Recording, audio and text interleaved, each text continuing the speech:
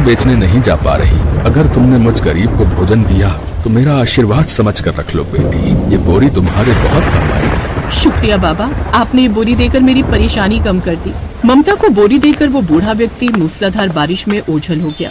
बोरी में थोड़े छेद हैं, पर इस मूसलाधार बारिश में कुछ तो काम आ जाएगी। भला उन बाबा का, बेचारे खुद बारिश में भीगते हुए गए हैं, पर उन्होंने बड़े मन से ये बोरी दी है। ममता ने फटी हुई बोरी को ठेले पर ढका और समोसे बेचने निकल गई। गर्मा गर्म समोसे ले लो, गर्मा गर्म समोसे। भैया जी गर्मा गर्म चटपटे समोसे ले लो, बारिश का मौसम है, समोसे खाने का अलग ही मजा आ जाएगा। अरे ये तो ममता समोसे वाली है, इसके समोसे में तो बिल्कुल भी स्वाद नहीं है। अरे खाकर देखते हैं, क्या पता आज सही बने हो। लाओ ममता, 2 समोसे दे दो। ममता वहाँ खड़े कुछ लोगों को समोसे देती है। अरे वाह वाह, क्या समोसे हैं ममता, आज तो तेरे समोसे में कुछ अलग ही स्वाद है।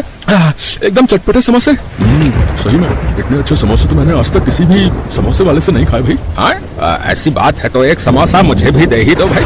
देखते देखते ममता के आसपास लोगों की भीड़ लग गई। ममता ये देखकर हैरान थी। अरे समोसे वाली, जरा 10 समोसे मेरे भी पैक कर देना। 5 मेरे भी कर देना। हे भगवान, तेरा लाख लाख शुक्र है, आज तो मुझे सारे समोसे बिक गए।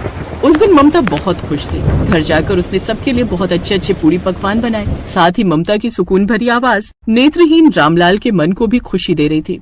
ममता, लग रहा है आज बिक्री अच्छी हुई, तभी तेरी आवाज में खुशी झलक रही है। क्या कहूँ जी, बात ही कुछ ऐसी है, आप सुनेंगे तो आपको भी बहुत खुशी होगी। आपको पता है आज तो चमत्कार हो गया, आज मैंने सारे समोसे बेच दिए। क्या सच? ये तो सचमुच चमत्कार हो गया। कहाँ तुम सिर्फ 5 या 6 समोसे बेचा करती थी। आप ठीक कह रहे, अब से मैं ऐसा ही करूंगी। बहुत तसल्ली से समोसे बनाया करूंगी और गली गली घूमकर बेचा करूंगी। ममता अब रोजाना ही ज्यादा समोसे बनाकर बेचने के लिए निकल जाती थी। अब तो दिन पर दिन उसकी बिक्री बढ़ने लगी। धीरे धीरे ममता के समोसे सबको पसंद आने लगे और ज्यादा से ज्यादा लोग खाने लगे। ममता के पास अब पैसों की भी कोई कमी नहीं रह गई थी। एक दिन ममता ठेले को ढकने के लिए एक बड़ी छतरी खरीद लाई। उसने वो पुरानी बोरी को हटाकर नई छतरी लगा ली और समोसे बेचने निकल पड़ी। रास्ते में उसे बंधे हुए ग्राहक मिले, पर उस दिन किसी ने भी समोसे की तारीफ नहीं की, बल्कि सबने बुराई ही की। अरे कितने घटिया समोसे हैं, बिल्कुल बेस्वादी। ये पहले जैसे समोसे नहीं है भाई। बारिश के पानी में भीगे गीले गीले समोसे। बारिश के पानी में भीगे हुए समोसे खिलाकर बीमार करना है। मैंने तो छतरी भी लगा ली, फिर समोसे गीले कैसे हो गए? अब क्या करूं? आज समोसे किसी को पसंद नहीं आ रहे, बहुत नुकसान हो जाएगा आज भी। उस दिन सभी ग्राहकों ने ममता के सारे समोसे वापस कर दिए। ममता उदास मन से घर आ जाती है। कुछ दिनों तक ऐसा ही चलता रहा। ममता के समोसों की फिर से कम बिक्री होने लगी। ममता इस बात को बिल्कुल भी नहीं समझ पा रही थी। एक दोपहर ममता जब समोसे बेचने जाने लगी तो बारिश शुरू हो गई। ममता बड़ी छतरी निकालने लगी तो उसने देखा छतरी गायब है। अरे छतरी कहाँ गई? लगता है किसी ने चुरा ली। अब क्या करूं? इतनी तेज बारिश में तो मेरे सारे समोसे गीले हो जाएंगे। एक काम करती हूँ, आज वो बोरी डाल लेती हूँ, कुछ तो पानी से बचेंगे। उस दिन ममता वही फटी बोरी ढककर ठेला लेकर बाजार पहुँची। आज बारिश तेज थी तो वो एक पेड़ के नीचे खड़े होकर समोसे बेचने लगी। तभी एक पति पत्नी है, उन्होंने ममता से समोसे लिए और फिर समोसे तो बहुत ही बढ़िया और चटपटे। एक काम करो, एक समोसा और दे दो। अरे भाग्यवान, तुम और लोगी क्या?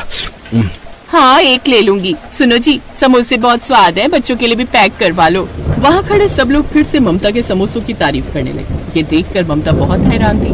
तभी ममता ने बोरी की तरफ देखा। वो समझ गई कि ये बोरी उसके नेक कर्मों की वजह से चमत्कारी हो गई है। उस दिन के बाद ममता ने उन बाबा का आशीर्वाद मानकर उस बोरी को हमेशा अपने पास रखा, जिससे उसे काम में सफलता मिली।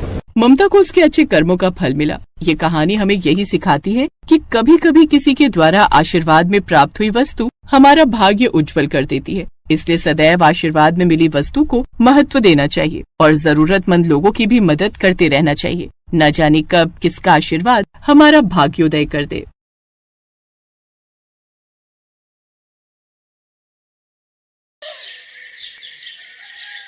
ये क्या माँ, तुमने तो कहा था कि आज तो मेरे लिए समोसे बनाओगी, लेकिन ये तो दलिया है। कहा तो था, पर बेटा आज नहीं बना पाई। बस थोड़े दिन ठहर जा, जैसे ही काम से एक दिन की भी छुट्टी मिलेगी मैं तेरे लिए बना दूंगी समोसे। ओफो माँ, ये क्या बात हुई? आज मेरा जन्मदिन है। मैंने सोचा था कि आज मजे से तुम्हारे हाथों के बने समोसे खाऊंगा, लेकिन मेरी तो किस्मत ही खराब है। अपने जन्मदिन पर भी मैं अपने मन की चीज नहीं खा सकता। ओहो, कितना गुस्सा करता है तू। अच्छा ठीक है, रुक अभी यहीं पर। अपने बेटे गोलू से इतना कहकर सुशीला अंदर कमरे में गई और फौरन ही एक 10 रुपए का नोट लेकर बाहर आ गई। उसने वो 10 रुपए का नोट गोलू को देते हुए कहा, अब ले, ये 10 रुपए ले जा और लालू चाचा की दुकान पर जाकर खा ले समोसे। नहीं माँ, मुझे तुम्हारे हाथों से बने समोसे खाने थे। लालू चाचा को समोसे बनाना आता ही कहाँ है? ना तो उनके आलू में वो स्वाद है और ना ही तुम्हारे समोसे जैसा करारापन होता है उनमें। तुम रहने ही दो, जब टाइम मिले तब बना देना मेरे लिए। और इतना कहकर गोलू घर से निकल गया। समोसे ना खा पाने की उदासी उसके चेहरे पर साफ दिखाई दे रही थी, जिसे देखकर सुशीला का मन भी उदास हो गया और वो मन ही मन सोचने लगी, हाय रे मेरी फूटी किस्मत, अपने बच्चे की इतनी सी ख्वाहिश भी पूरी नहीं कर सकी। अब नहीं, मैं गोलू को उसके जन्मदिन पर ऐसे उदास नहीं रहने दूंगी। मैं बनाऊंगी उसके लिए उसके मनपसंद समोसे।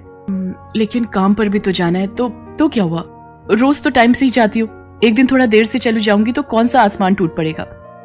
वैसे मालकिन बातें तो सुनाएंगी, लेकिन कोई बात नहीं, मैं सुन लूंगी।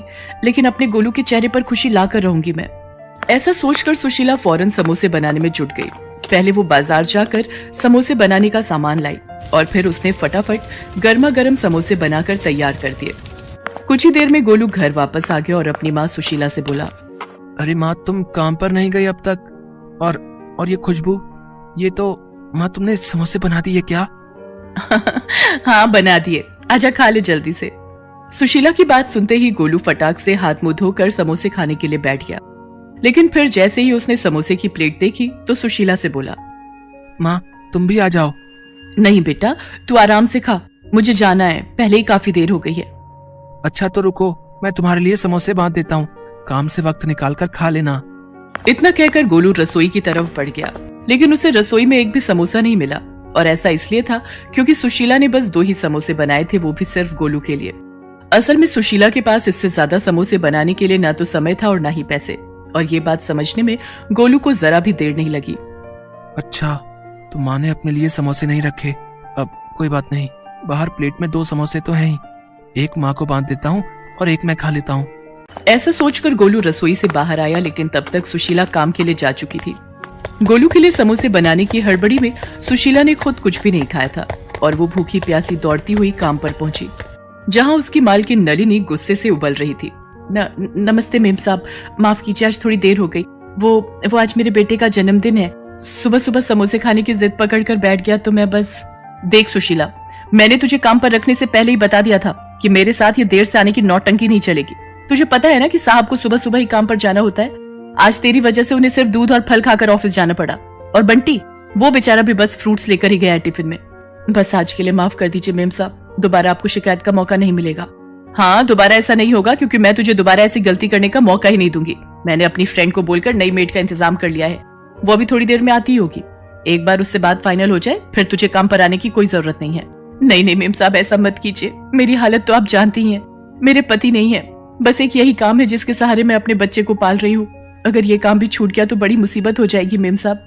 रहने दे, तुम छोटे लोगों के ये सारे हथकंडे ना मैं अच्छे से जानती हूँ। वैसे तो बड़ा गरीब होने का नाटक करती है, लेकिन अपने बेटे की इच्छाएं पूरी करने के लिए खूब पैसे हैं तेरे पास। सुबह सुबह समोसे